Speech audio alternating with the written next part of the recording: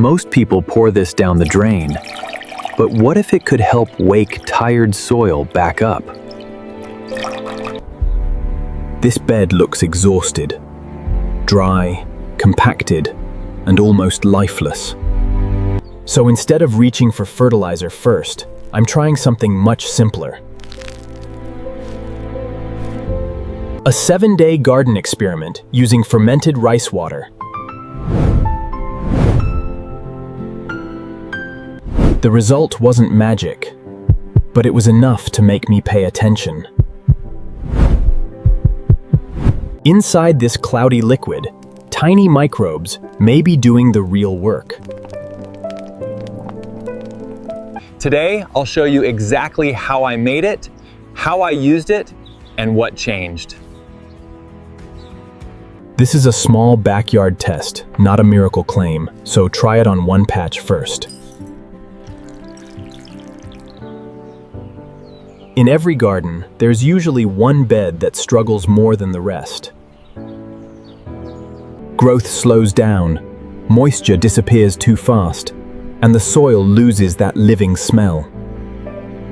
This bed isn't completely dead, but at 9's clearly stressed.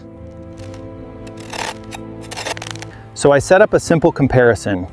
One untreated patch and one rice water treated patch. Nothing fancy, just a practical backyard test anyone can repeat.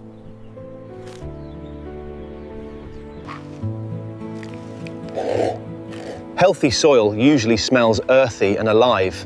This one barely does. The goal is simple: support soil life, improve texture, and watch for visible change. This method begins with something incredibly ordinary: rice, water, time, and patience. When you rinse rice, starch washes into the water, and that starch can feed microbes. That cloudy water becomes the base of the fermentation.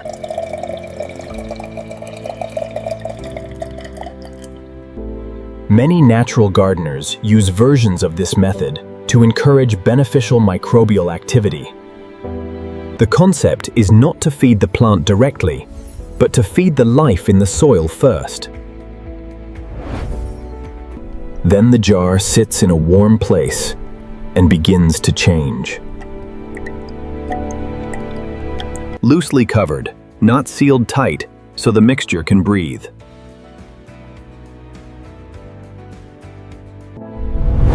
And that's where the 7-day countdown starts. Over the next few days, the liquid slowly ferments.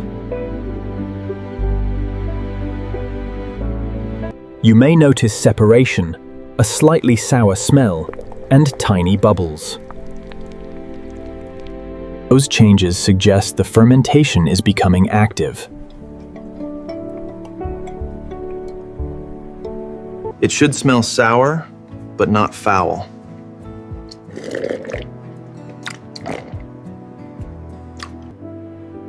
After fermentation, it's time to strain the liquid.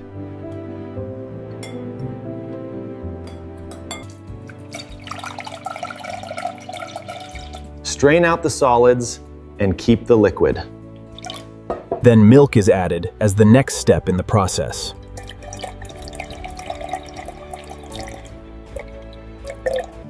This helps separate useful bacterial-rich liquid from heavier curds later on. Then it rests again, allowing the layers to separate.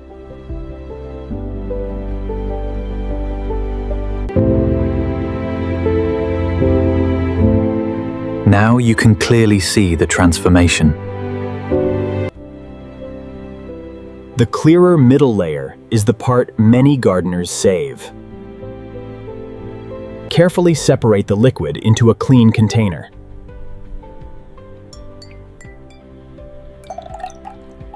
This is the concentrate I'll use for the garden test.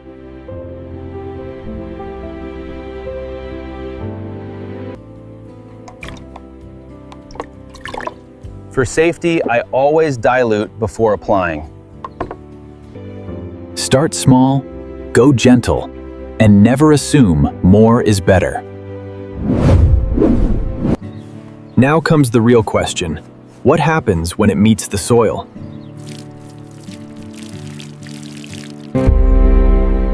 Before applying, here's one last look at the texture.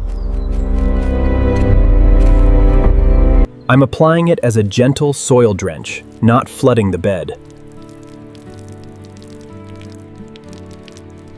The goal is to moisten the surface where microbial activity can begin building. Only the test patch gets treated. The control patch stays untouched. Even at this stage, you can already feel the difference moisture makes.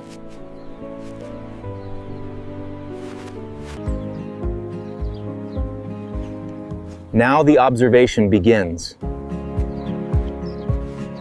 I check moisture retention, color, smell, and surface activity. Nothing scientific looking, just simple notes any gardener can keep.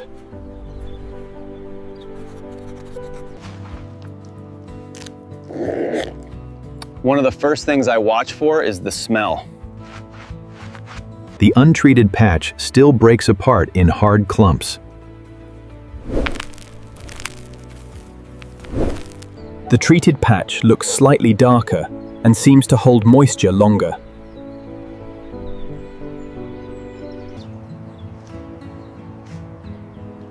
And that's where things start getting interesting. Over the next couple of days, I keep the test simple and consistent.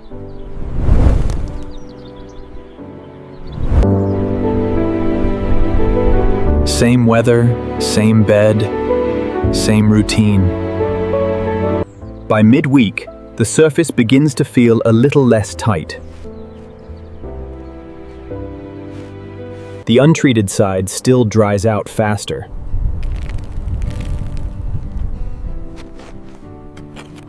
The test patch shows more softness around bits of organic matter.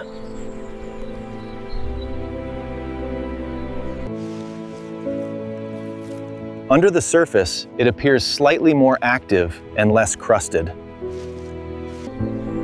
As the week continues, the visible changes remain subtle but consistent. That's what I like about this test. It's not dramatic, but it feels real. By day 7, I'm checking the same 3 things again: texture, smell, and moisture. Here's the before.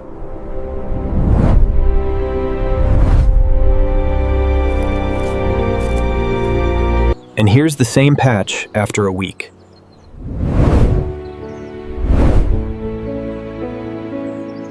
Not perfect, not transformed overnight, but definitely improved enough to keep testing.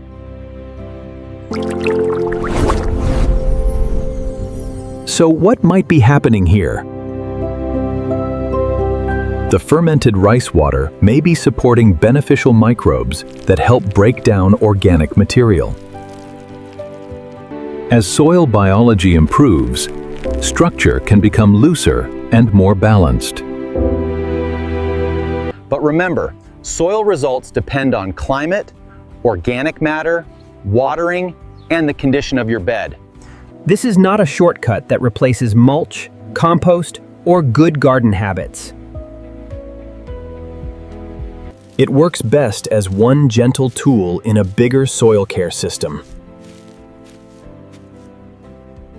Sometimes better soil doesn't start with buying more. It starts with rebuilding life. And it's kind of amazing that the journey can begin with something as simple as rice water. If you want to try it, test one small patch first and observe carefully.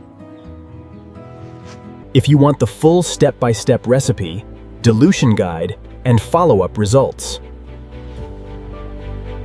Comment at Rice Water Test, subscribe, and I'll make the next part showing exactly how this patch performs over time.